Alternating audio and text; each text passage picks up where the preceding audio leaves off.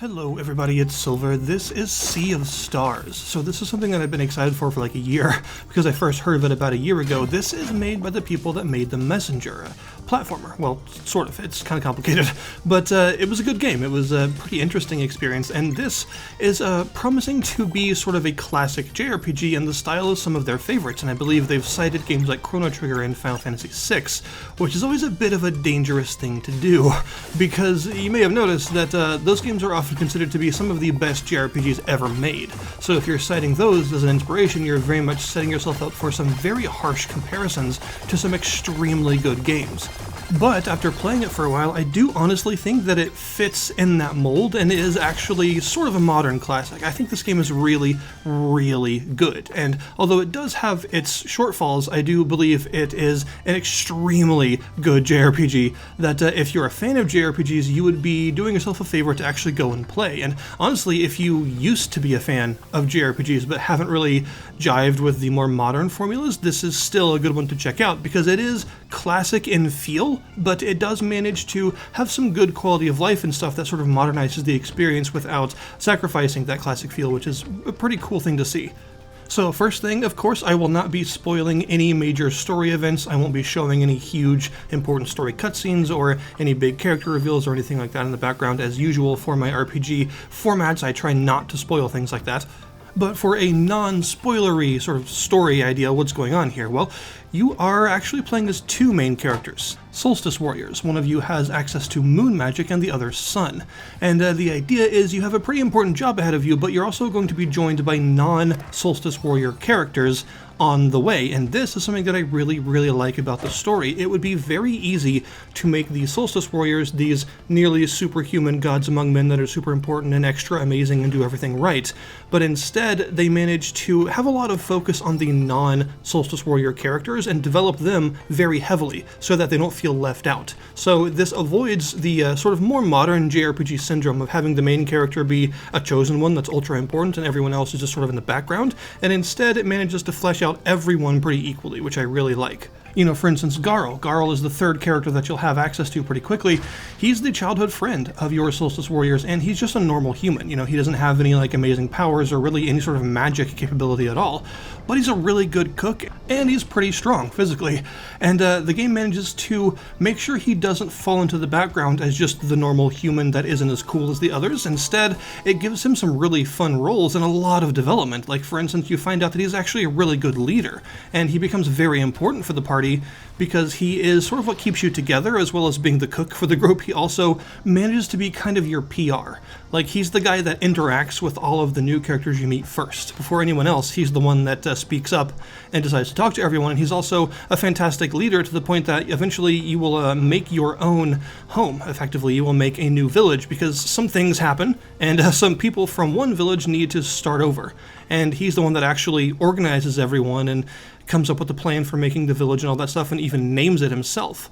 So I think that the game definitely deserves a lot of praise for how it handles the characters and how it makes sure that the more normal human characters are just as important to the story and they don't get overshadowed by the ultra important Chosen One plot, and it's a lot more nuanced than that, which I definitely appreciate.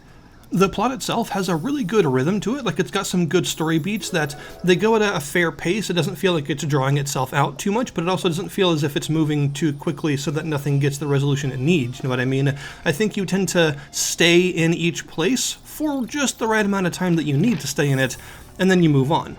And this, personally, is where I would cite the Chrono Trigger influence as being very strong to the storytelling, because a lot of people tend to remember Chrono Trigger as this huge, you know, multi-timeline, very long, 60-plus hour experience, and it wasn't that. I think the people that remember it that way probably haven't played it since they were a kid, because the game itself is actually relatively short. You can get through Chrono Trigger pretty quickly, but it's just as long as it needs to be. It doesn't have any real, like, enforcement of grinding. It doesn't have any busy work or anything that drags out for too long. It's a really well-paced game, and I feel that the pacing of this game reminds me a lot of the pacing of Chrono Trigger, or maybe like the first Wild Arms. So the story is paced really well. You move in between areas at a good pace, and there is no grinding in this game. In fact, there are no random encounters at all. All enemies you face will actually be present in the world, and you collide with them in order to fight them, and you don't get transported to the battle dimension. Instead, you just fight them right there where you encountered them, which is a nice touch. And there is no grinding. You actually take quite a while to level up in this game, and the leveling is done as a group, so you don't level up individual characters. Rather, the whole party has a level, so that when the party levels up, everyone in the party also levels up at the same time. And when you do level, you get a pretty significant boost in stats for everyone, as well as a choice between 4 different stats that you get for each character that you can choose to increase in addition to the increases they already got just for leveling. So this means that one level is a pretty significant increase in power.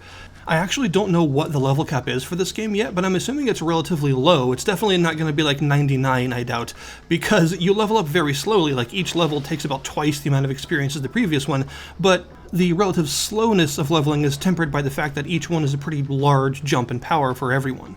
And this goes along with the pacing of the game to mean that the enemy difficulty curve is a pretty smooth one, so you never really feel like you need to grind. Grinding wouldn't really work in this game due to the way that there are relatively few enemy encounters per area, but they tend to be relatively intense. And I think that the game has a pretty consistent challenge curve. Some of the bosses are more difficult than others, obviously, and some of them are a bit of a spike, but I haven't found like a crazy high difficulty spike that means you have to go back and grind a bunch. Going through the game, I've never come across any situation which I couldn't overcome with better tactics. This game doesn't really seem to be about the numbers, which I think is how they've managed to avoid making you need to grind. Getting better gear and getting levels increases your numbers, yes, but those numbers aren't really extremely important in combats. It's more about like how well you're using your characters and your combo attacks and making sure you get timed hits and stuff, which we'll talk about when we get to the combat. But basically what I mean is this game is not super about heavy, crunchy numbers and is more about tactics and just playing well, playing efficiently in combat.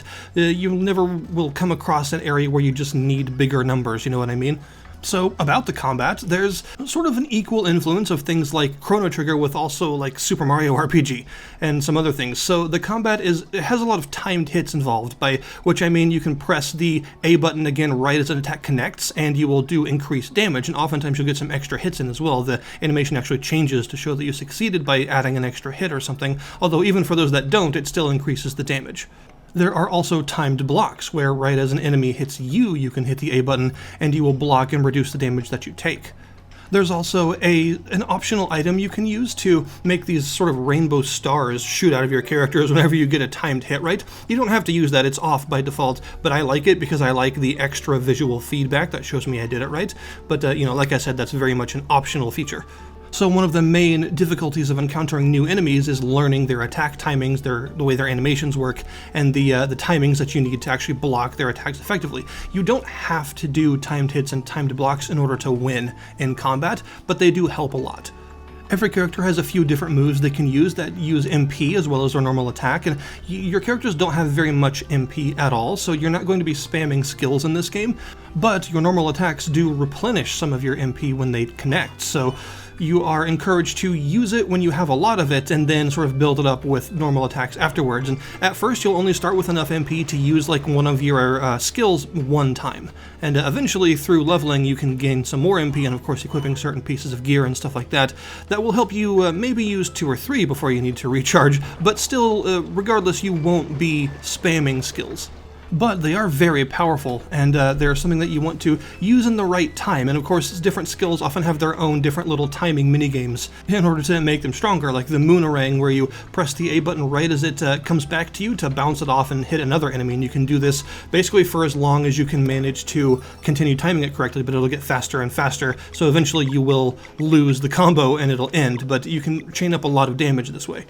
But one of the main uses of all these skills isn't just the fact that they do good damage, it's the damage type, because there is a mechanic called a lock in this game where your enemies will sometimes be casting a skill or a spell, and this selection of damage symbols will appear, and this is a lock. Every enemy has a sort of watch next to them that shows when their next action is going to be, so you can take your character's turns in any order you want, but after a certain number of turns displayed next to the enemy, they will act. And when an enemy has one of these locks active, you need to damage them with the damage types in those lock symbols in order to decrease the power of that skill when it goes off. And if you're able to get rid of all of the symbols, then it will completely cancel their cast altogether and they'll miss a turn.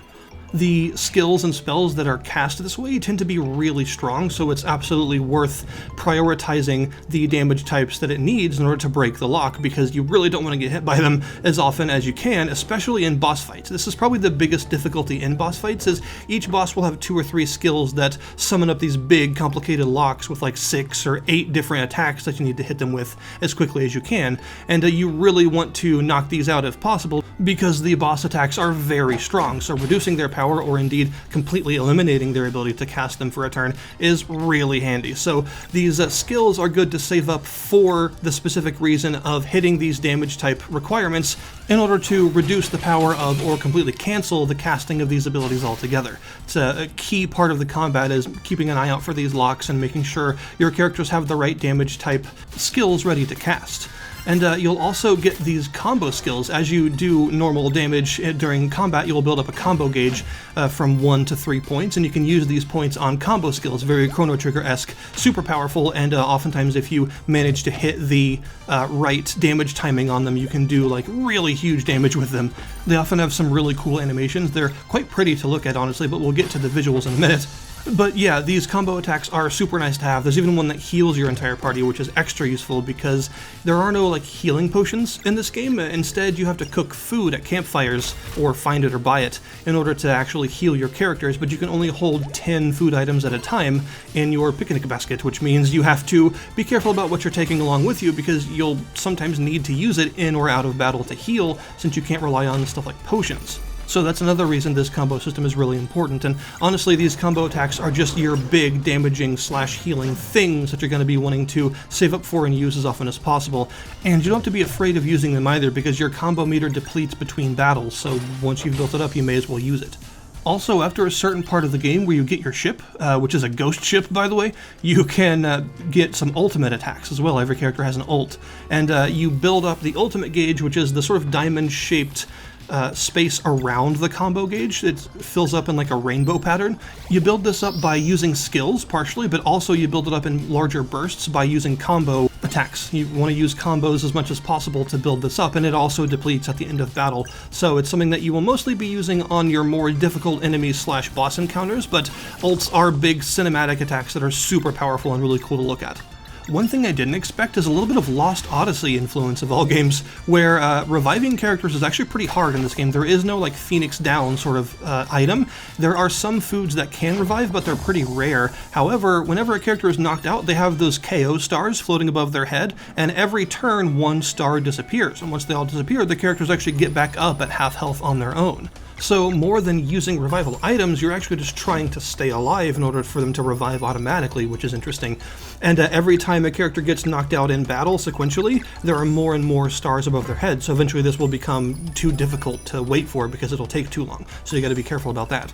There's also the live mana system. Whenever you use a normal basic attack on an enemy, some mana orbs will spill out, and you can hold the trigger whenever you're selecting a character's moves in order to absorb this mana, and it will empower their next move, whether it's a basic attack. If you do this, by the way, it will also do elemental damage in addition to its normal physical damage type. Or you can empower one of your skill casts to help your MP go a bit farther and empower the skill itself, which is cool. You can stack up to 3 of these live mana orbs at any given time in order to like drastically empower your next move, and it also does work on combo attacks, by the way, and makes them super strong. Another thing to talk about real quick is the traversal, because this game does that very differently. A lot of JRPG worlds are relatively static. You can't really jump or do anything like that. You can oftentimes climb ladders, and that's about it. But this game, the traversal is more like a platformer than it is a JRPG, which is pretty cool because it means the world feels kind of dynamic and really fun to explore.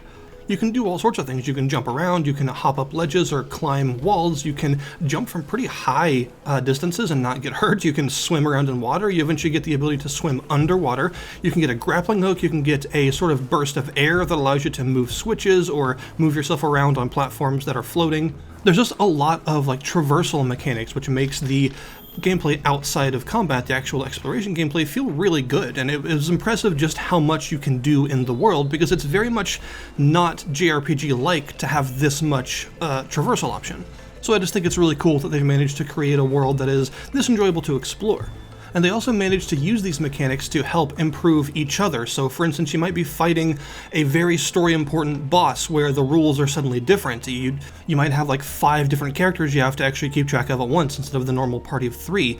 You may have some extra moves and stuff you didn't have before, or maybe you have some AI controlled partners that are doing some extra things that are a bit different than what you can do. And then suddenly you may have to play as one of your other characters and actually go away from the battle and platform around in order to clear out something to help the other characters in battle, and then you'll switch back to the battle itself once you complete that. So it makes these really big story important battles feel extra, I guess epic would be a good word to use, because it's not just a normal fight. Like the rules change, you may switch in and out of different characters to do other things outside of the battle, and some more like narrative focused stuff that helps to make it feel like it's more of a big important thing than instead of just another boss battle. So I think it's definitely admirable how well they've used both the combat mechanics and the exploration mechanics to complement each other and sometimes come together for these important story scenes, making the battles and the exploration feel more pivotal and interesting because of how they interact with each other. And yeah, the last thing to talk about, something I probably should have just talked about first to get it out of the way, is the presentation itself, because the game is absolutely gorgeous. It is a very, very pretty pixel art experience. The pixel art here has some of the most detail I have ever seen. The art style and the music carry a lot of weight for the game. The music is fantastic. It has some really cool themes and some really unexpected stuff, especially once you get into like the latter half of the game. But even earlier than that, I really like the sort of ghost pirate themed areas, and like the whole Wraith Island section had some excellent sort of spooky music, very ambient, interesting stuff. And then later you get to like this crazy underwater civilization, which has its own really interesting music. There's just some very, very solid music here, and of course the boss battle music is memorable as well. But yeah, the visual detail is off the charts. You'll especially notice it in some of the safe places like towns and stuff. You'll see there are like multi-layered parallax scrolling backgrounds that show entire landscapes and extra bits to the town that add a huge amount of detail to the experience. You'll also notice a lot of small details that really add a lot, like the way that your characters and even particle effects and projectiles and stuff reflect in water in a really detailed way, or the way that when you walk through mist, you actually leave a wake of mist and fog around where you're walking. Just absolute tons of visual detail like that makes the game just really pleasant to look at. It is a fantastic looking game. And also the character animations are really solid. A lot of the sprite work for the enemies is great, and I really like the fact that some of the more story important enemies, the things related to the Fleshmancer, they are sort of otherworldly, art style breaking, horrifying looking things that exactly what I was hoping they would be. So yeah, just crazy visual detail, off the charts, pixel art aesthetic going on here. It must have taken a ridiculous amount of time to create this many detailed environments to move around in. And I mean, even small things like the cooking has its own pixel art. Whenever you cook a dish, it actually has a several step process unique to each dish that shows pixel art of it being cooked and prepared, which is ridiculous. But yeah, my view on Sea of Stars is that it is an extremely good JRPG that does the somewhat dangerous thing of calling back to some very well-loved originals, but manages to actually carve out its place among them, in my opinion, as a really solid time. And although it's not a perfect game, it does have its issues, like the fact that the combat can drag sometimes, and the fact that there's not a huge amount of combat variety because each character doesn't have very many skills to choose from. It still manages to be an enjoyable combat system nonetheless, especially when you factor in all those combo skills you can get in your ults and stuff.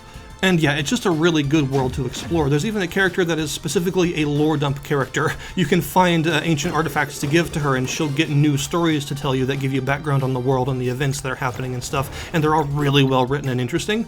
And overall, the story and characters themselves are probably the strongest point of the game aside from its visuals. It's just got a really well written story with really believable and interesting characters that are very endearingly written. You know, characters with a lot of heart, characters with a lot of charm, I would say, is this game's strongest point. So yeah, Sea of Stars is excellent. It's getting very good reviews for a good reason, and I highly recommend you check it out if you're an RPG fan, or a JRPG fan, or a classic JRPG fan that doesn't like modern ones, or whatever you are. If you happen to enjoy RPGs, this is definitely something to give a good chance to, because it is fantastic. Thank you guys very much for watching. I will put the link in the description below this video to the Steam store page for the game, so that you can go and check it out, and I'll see you guys next time.